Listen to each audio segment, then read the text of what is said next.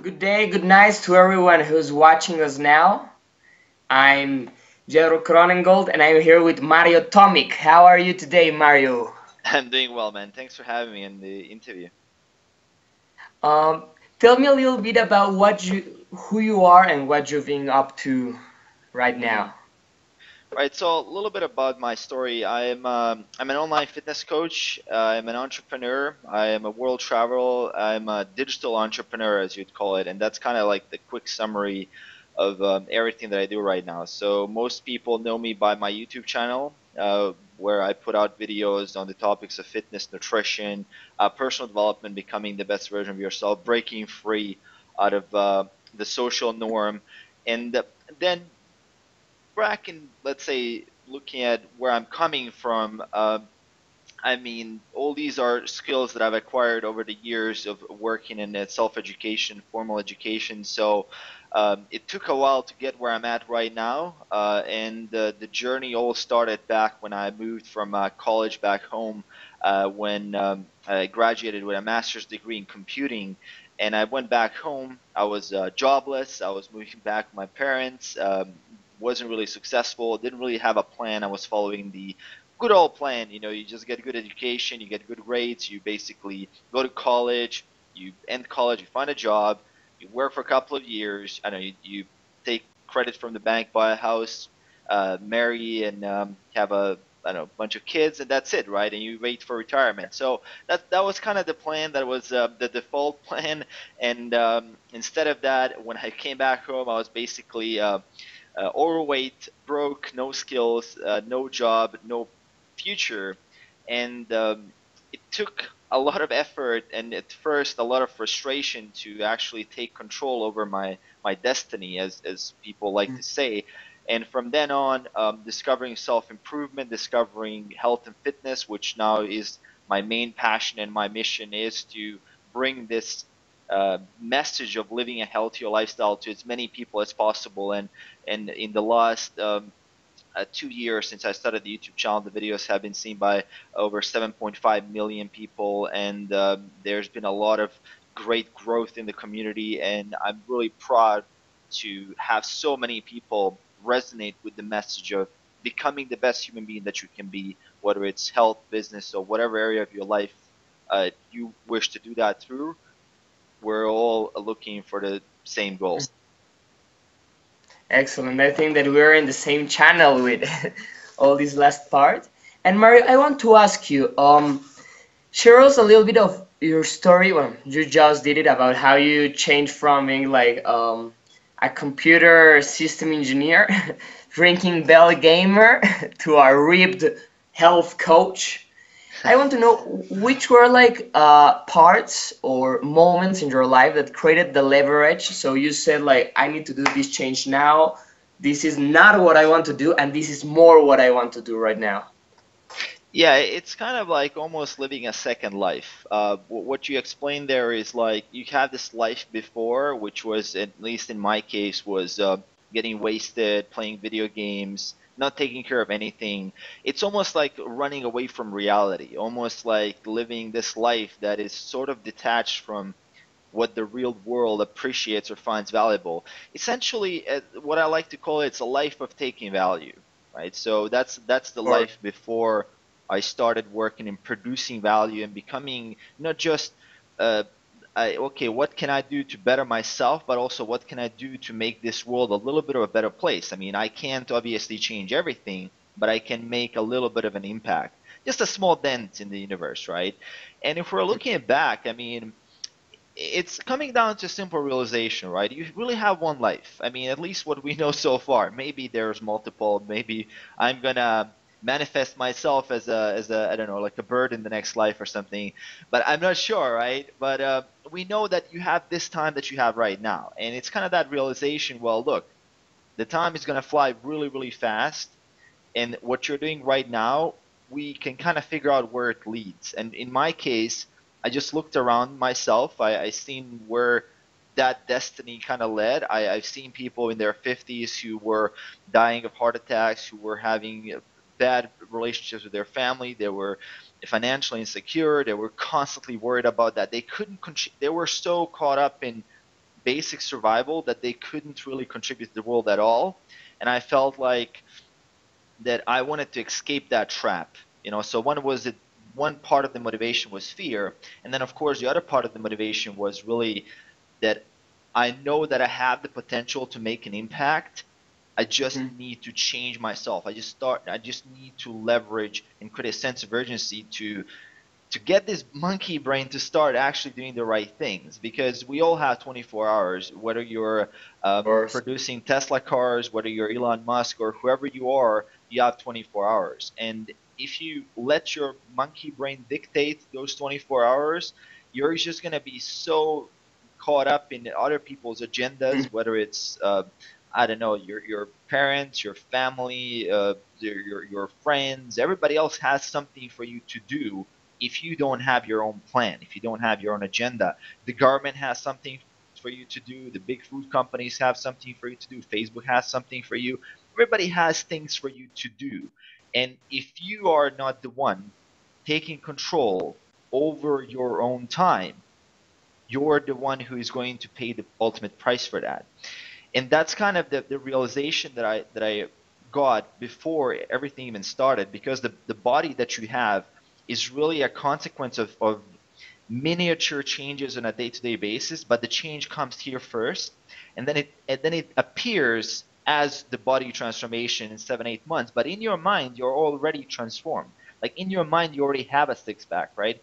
It's taken on a new identity of what would that person do, and then if you do those things, you're gonna get that goal. So the goal itself comes, but the goal is first here, and then it manifests itself in reality, which is, I mean, something that obviously we know that if you don't have that mental shift, if you don't have that identity change, what tends to happen is that you will, let's say, focus on the external, you will put in the effort, you will achieve goals, you will build a great body, you build a great business, but then you get that pull back, which is your self-image doesn't align with being that lean person, being that successful person, and then you self-sabotage, which is something we see a lot. So it really has to be a combination of external factors where you're putting in the work, but also it has to be aligned here where you know exactly where you're going. Like you have that sort of a vision where you're supposed to end up, and that kind of in alignment really uh, makes it makes it very, very effective. Okay, now in your own journey, I like to talk about this part of the hero's journey where it's like it seems there is this part where the kid must die so the man can be born. Which things do you think that were like the most difficult things that you had like to confront so you could finish this identity change and stop like going back to the past version of yourself?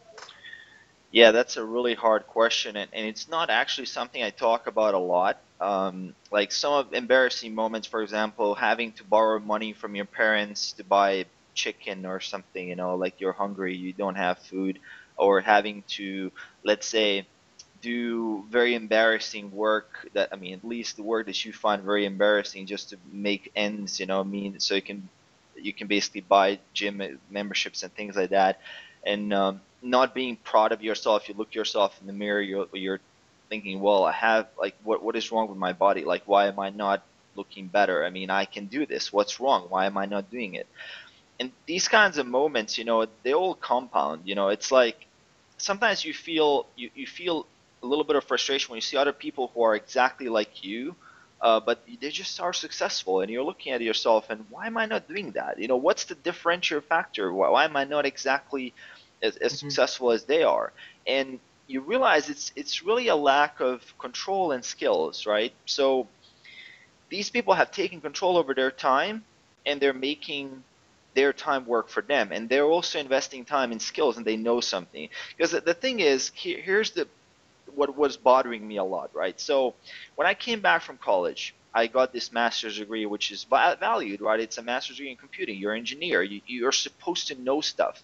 And in reality, the at least in that situation, that was back 2008, 2009, was kind of a crisis, although that would probably been the same situation even today, is you realize that you don't really have that many skills. Like all that entitlement that you built up over the years of being an A-grade student, of being working, all these things aren't really valuable in the marketplace. The marketplace is very cruel and brutal and just cares about what value can you bring. And I realized that my time is worthless, and that also compounded into the fact that your time is worthless. You're relying still on your parents as someone who's 25. You shouldn't be relying on your parents. They have their own lives. They already sacrificed so much to get you to where you're at. Why are you not taking care of your life? Why are you slacking? And that kind of stuff is really one of the first motivations, I would say, that really got me that push, that sense of urgency. It's like, look, you can't be a burden to someone else. They have their own lives. Like, you have to take care of Of your course. stuff. So I yeah, understand that would be the perfectly. first. Yeah, that would be the first kind of reasoning, I guess, if I can recall. It was like 6-7 years ago, but ever since then, I've been looking to get out. I've been looking to be free, basically. It's all coming down to a sense of freedom, and whether we like it or not, you have to have certain physical health and financial freedom and success if you want to be free. And Or, looking at a health, like if you have toothache right now, you can have all the money in the world, you're not free, right? This is your this is your prison. If you're having pain, if you feel bad, if you don't have the energy, if you feel not proud of yourself, if you can't take it, you're a prison of that. And you don't want to be a prisoner in your own body. That's why you want to make your body work for you. You want to make your body healthy, strong, active, energetic, right? And then we're also talking about finances. You have the best body in the world, but if you don't have $5 today to get food, like you're in trouble, right? You don't have control over your time. You're going to be someone else's slave, right? You're going to build someone else's dream. So these things, I mean, there's many levels that we can hammer this on. We can go really deep. I mean, it depends on what you want to talk about, but there's a lot of leverage necessary. yeah, I can imagine. I understand perfectly what you're telling me, and I think that it's quite important, like to stop watching or feeling the pain and going to this part of being apathic, like feeling apathy and saying, why should I do these things different? And really start like feeling the pain and saying, okay, I'm angry. I don't want to, like you just said, no, why if they can, I can't? Why, what is like the different part in here? And maybe becoming aware that there's nothing different, that is just like you said at the beginning, we have the same 24 hours a day, and someone is not being so productive with those 24 hours. Absolutely. Right now, I want to ask you, what do you think that is the most important like highlights to start acquiring a new skill? Well, number one, I mean, actually, it's kind of two components, right? The first one is you got to be willing to let go of your ego or your entitlement or wherever you think you know. That's the first thing, because the person that thinks they know something, they're basically not ready to learn. Like, you will be eventually crippled by that. There's no way you will improve if you think, yes, you know everything in one field. And if you talk to very, very successful people, like every single mentor that I ever talked with, and that was 100 times smarter than me in a particular area, whether it's building an online business, funnels, marketing, all this stuff that I literally had zero clue about. When I would talk to them, I would feel like I know more than them. Like, that's how, that kind of vibe they give off, is that they know stuff, but they also are really aware of how much there is out there to still figure out. So the number one thing is really put the ego to the side. Like, the ego will eventually creep up as soon as you start learning a little bit of skills. As soon as you start Yeah. becoming a little bit entitled, you start earning like $15 an hour, $20 an hour, $30 an hour, you feel like you know something. That's great, but there's always more to learn, and there's always more skill to acquire. If you want to be a true master, that takes a lot of time. And in today's world, we feel like we can accomplish a lot of things in a short amount of time, which we can more than before, but it's still going to take a couple of years for you to become a proficient at a certain skill. Some stuff you can't shortcut, right? You cannot just jump straight from being completely broke in your basement to a 4-hour work week in 2 months. You know, that's not going to happen.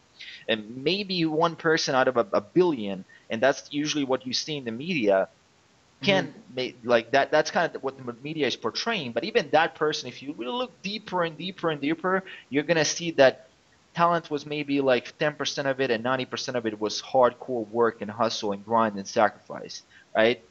So that's number one thing. The number two thing is the way you approach things, the way you approach learning is that you approach it with humbleness, but at the same time, you're willing to make the solution. You're willing to make it work. And you're willing to also take a risk. So you're a bit more, let's say, promotion focused than prevention focused. Now, this is a concept that is, I mean, famous in psychology. You can call it as almost like being an, let's say, for those who are not very familiar with it, we can call it being an optimist versus a pessimist, right? A pessimist won't take a risk. He's going to stay home. He's not going to go do that job interview, right? The optimist is looking for, well, let me just do that and see what happens. And you got to be willing to do these small, tiny risks with your time as just, well, you never know what might happen. Put yourself in different positions where you might succeed. Because a lot of it is luck, but at the same time, it's having that right mindset where you're putting yourself in positions. You're willing to take on a couple of free internships. You're willing to put aside your time and say, well, my time isn't valuable right now, but at least I can give it to someone else who's going to make that time valuable, and then I'm going to learn in the process. That's something I've done, and I was totally broke, for example, and I started I dropped the entitlement game, like screw this entitlement game. Let me just go to article websites such as Fiverr.com or anything like that, and I'm just going to write articles, 750 words for $3 an article.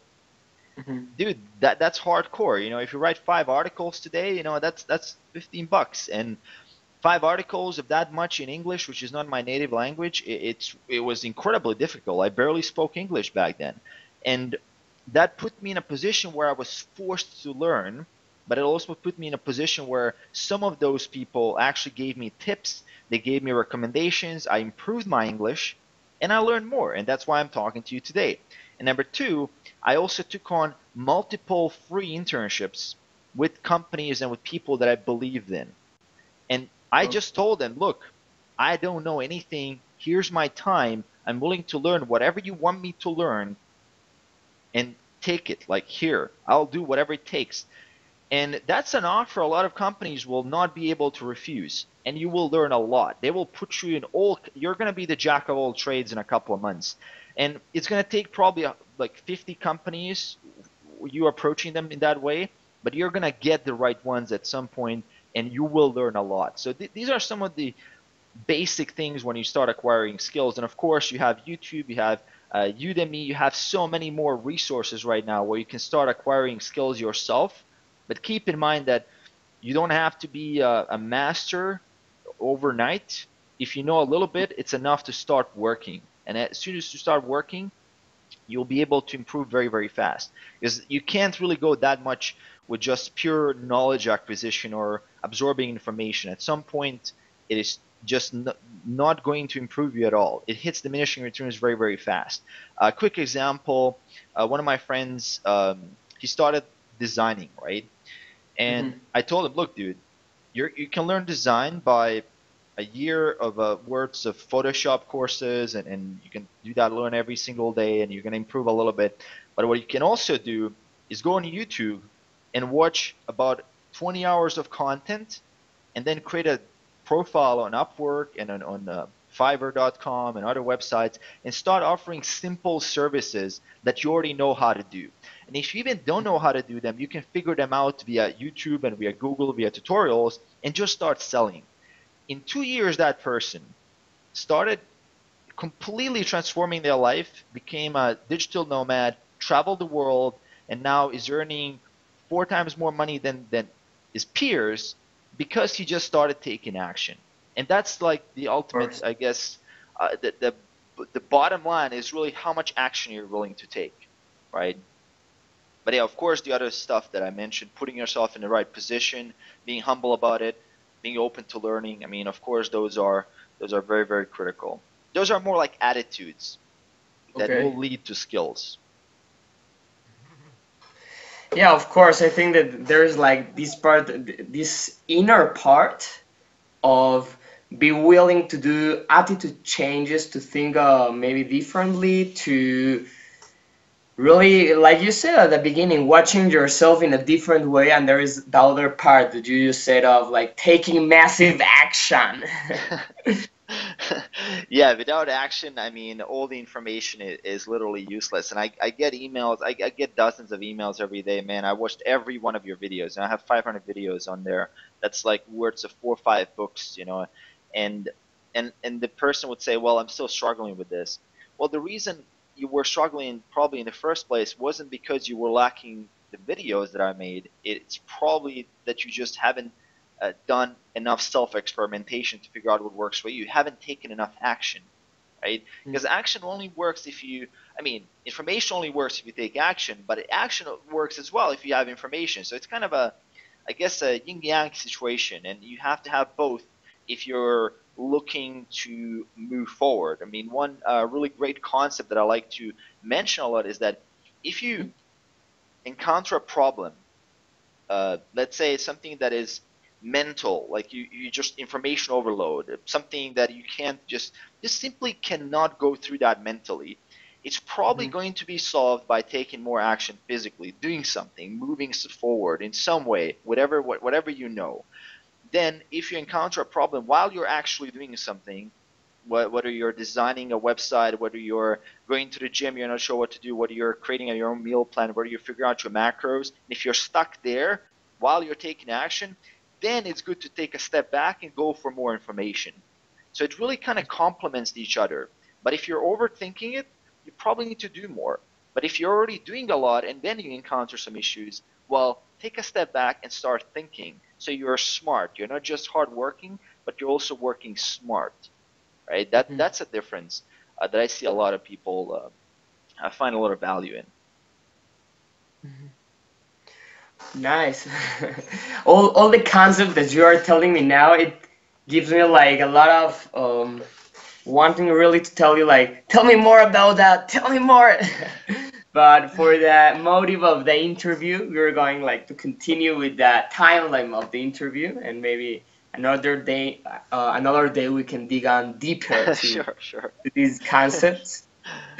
Sure, no worries. I want to know which um, 3 tips do you think that are the most important for people who actually want to start making these health changes and stop like doing word crafting to start doing like app crafting? Right, so for all of you fellow World of Warcraft players, or any other game actually, that's not just World of Warcraft. I used to be a huge gamer. I mean, I still game on occasion. I play Unreal Tournament a little bit. That's my old passion that I used to do back in even in early college, even before I went to college. That's an amazing game that I that I really enjoy a lot. So, well, number one thing. I mean, let's take a step back. So, 3 tips, right? Well, the first step is obviously, and the first piece of advice that I have to give to people is really realize that it's your own responsibility. You know, and it sounds a little bit, you know, isn't it obvious that it's my responsibility? But it's not really obvious, you know, because the thing is, when you're a little kid, let's say you're 5, 6 years old, and you don't want to eat the broccoli, you know, your parents come and tell you, hey, you gotta eat the broccoli, you know, and then you listen to your parents, you eat the broccoli, and you're healthy, right? But if you're 19, 20, 21, 25, 30, you're the one who is supposed to be able to tell yourself to eat the broccoli. Your parents are no longer there. You now have to uh, be parenting yourself. You're the one who has a responsibility. And I don't think this mental shift is so obvious to a lot of people. I mean, I think looking back at my own journey, I wasn't aware of this until I was 24, 5. You know, I was like, yeah, well, sure, I'm just going to do whatever someone else tells me subconsciously. I didn't necessarily mean to do that. I felt like I was living my own life, but still, I wasn't taking full responsibility for my own life. And that's the key. Because if it's not your parents, you think it's the government that owes you something, right? You think that the environment owes you something, your boss owes you something, your company owes you something. And the longer you put yourself in that kind of victimized position, or that you're entitled to something from someone because you're you, you're not going to practically get any success, right? And even if you get some success, it's not going to be a long term, it's not going to be sustainable. Because really what the basis of everything, the fundamental of everything, is taking responsibility for this. And that means that you're the one who's to blame if something goes sideways. If something goes right, you're the one who takes the credit. But if something goes wrong, it's your own fault. That's the first thing, right? Second thing is really, then once you have that right mindset, then you can go look into, okay, where do I start? Because the most important thing is really looking at your life and starting to analyze, okay, which area of my life really needs a lot of improvement. And if we're talking about health, because that's the main topic, well, what of the fundamentals habits are easiest for me to implement? Because here's how habits work. One habit can make an impact on every single other habit. So in terms of health, you have exercise, you have the non-formal exercise, which just means living an active lifestyle, taking walks, taking the stairs instead of the elevator, just being an active person. Number three, having a solid nutrition, right? So having a good idea of what kinds of foods to eat. Number four, having proper amounts of sleep and having good recovery, and making sure that you meditate, making sure that you're relaxed, that you recover from all the stress and everything. So now, most people, what they want to do is they want to do all these four things at once. Most people are like me. I'm like all or nothing. I'm just going to go at it, and I'm probably going to fail because I'm going to try to take on everything at once. Now, there's two ways to approach this.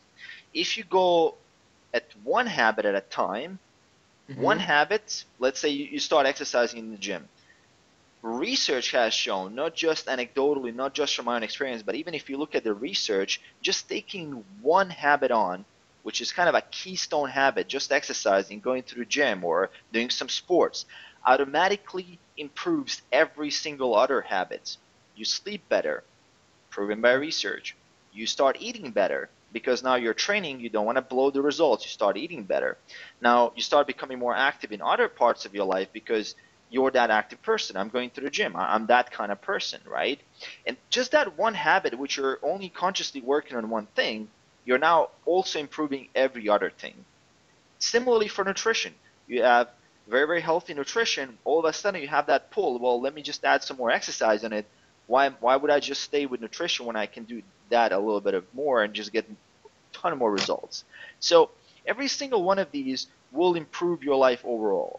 Now, another good way to approach it, if you don't want to go one at a time, is do the bare minimum from each one that you can sustainably do every single day. So if it's sleep, well, let's just make sure that I'm in bed at that time. If it's nutrition, let me just have a good breakfast, or let me just have a meal one, or let me try fasting, which is something that I'm a big fan of. Let me try fast, for you skip the breakfast, and I'm going to fast for a couple of hours, then I'm going to have the first meal, right? And a lot of people still believe breakfast is the most important meal of the day, quote unquote. Well, not necessarily. For most people, it will not be the most important meal of the day. It's actually going to some way cripple your efforts to maintain your body composition and calorie control. This is called intermittent fasting, right? And although food companies would love to tell you that the breakfast is the most important day, and if you're watching this and if you work for Kellogg's or something, I'm sorry, but the research is pretty clear in this, right? It's certainly not, and things like that, right? Even that small habit will have such a huge ripple effect in your life that you're going to be more focused at work. You become better at work, more skills, more money, you get paid more, you get more promotion. Now you have more resources at your disposal to continue working on those skills. So that would be the second thing. And the third thing is just understanding where the results are coming from, is that there's always a need for consistency, right? So if you have the best workout plan in the world, and if there's someone else who has the worst workout plan in the world, if you go to the gym twice a month, you're going to get less results than this person that they're going like 3 times a week. It's simple fact. You have to put in a decent amount of work if you want to see results.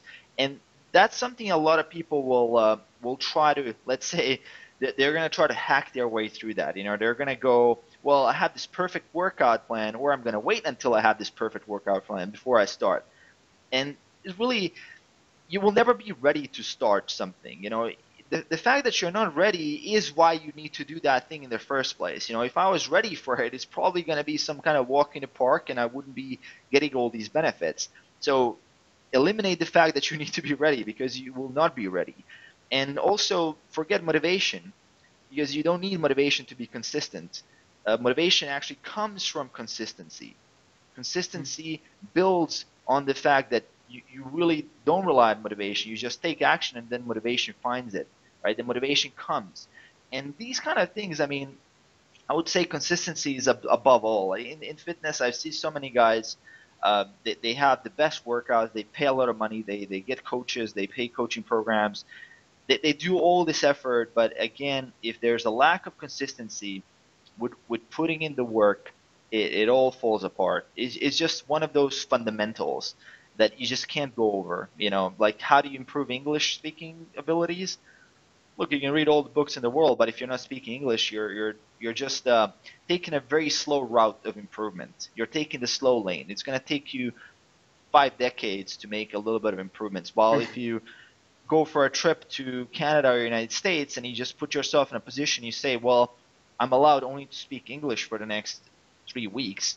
You're going to learn more in those 3 weeks than you would learn from 2 years of theory. Similarly, I can explain here to you every single muscle that contracts while you're doing a squat, and I can try to convey all of that to you, and probably it would be a 4-hour seminar, or I can just tell you, hey, let's go to the gym and let's do a set of squats, and you're Yeah, gonna know exactly what I'm talking about. And I'm that's just gonna feel each muscle. exactly, and it's certain things you just can't learn, you know. So a lot of it is learning, but also a lot, I mean, taking action is really starting before you're ready. Is if there's one secret out there, damn, that's one of it, right? That's Mhm. one secret. Nice. And I think that actually talks about this part of there's like no magic pill, you know? Like the magic pill actually is gonna be like more of an inner magic pill or a mind magic pill in the, I don't know how to put this in an English concept, but will be like transforming the mind. But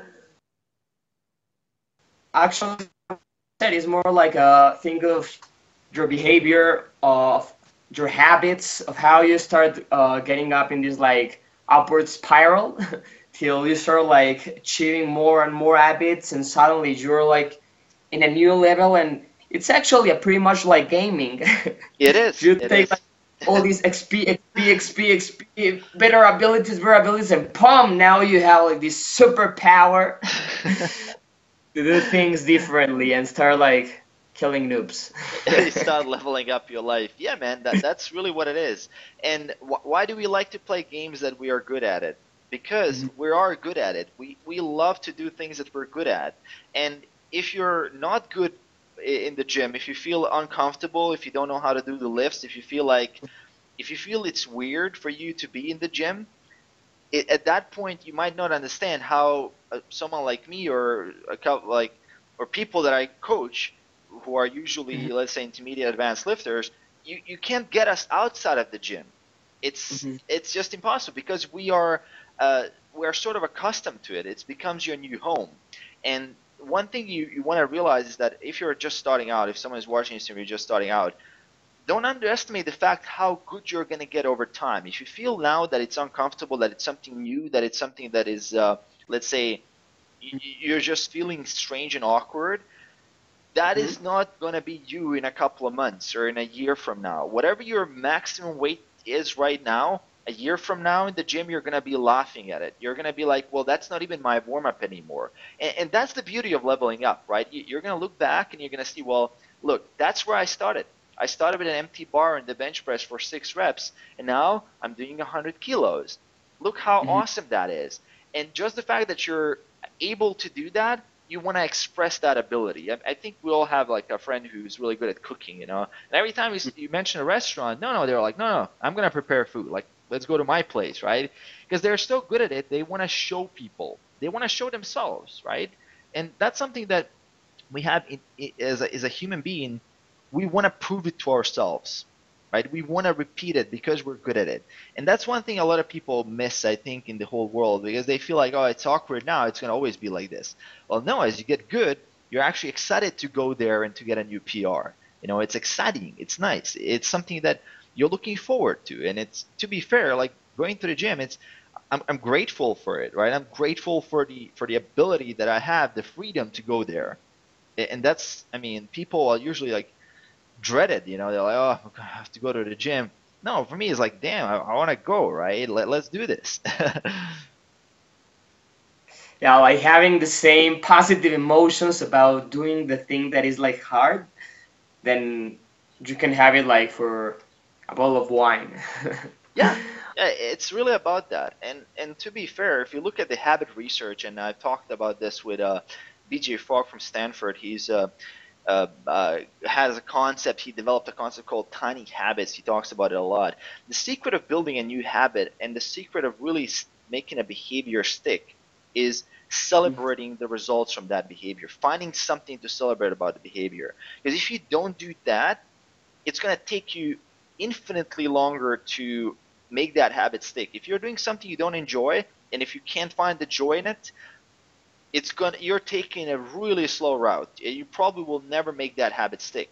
If you look at any habit, whether it's quote unquote good or bad, it's really a form of celebrating or getting some kind of reward. Because if you wanna get a habit in your life, you have to reinforce a certain behavior. You have to force your brain to get that dopamine release. You have to be able to do that, and the only way to do that is really to be able to find something positive in it. Right? If you are going there and if you feel like, well, this is a pain, right? I'm not gonna, I don't enjoy this and things like that, that's not gonna become something you're gonna do. People end up in bad habits very simple. You know, they end up smoking and things like that because they find some reward in it. Maybe it makes them feel a little bit warmer in the morning. Maybe it's just like, I don't know, it's just their only time that they can take a break at work. You know, they find something to celebrate, and that's why it's so hard to give up these bad habits, because there is something there that you find rewarding. And that's the thing that most people don't realize, is that the same needs to be applied for healthy habits. And that's, I mean, if there's one thing out there that I would say the fastest way to build a habit is really to find ways to celebrate it, to be grateful for it.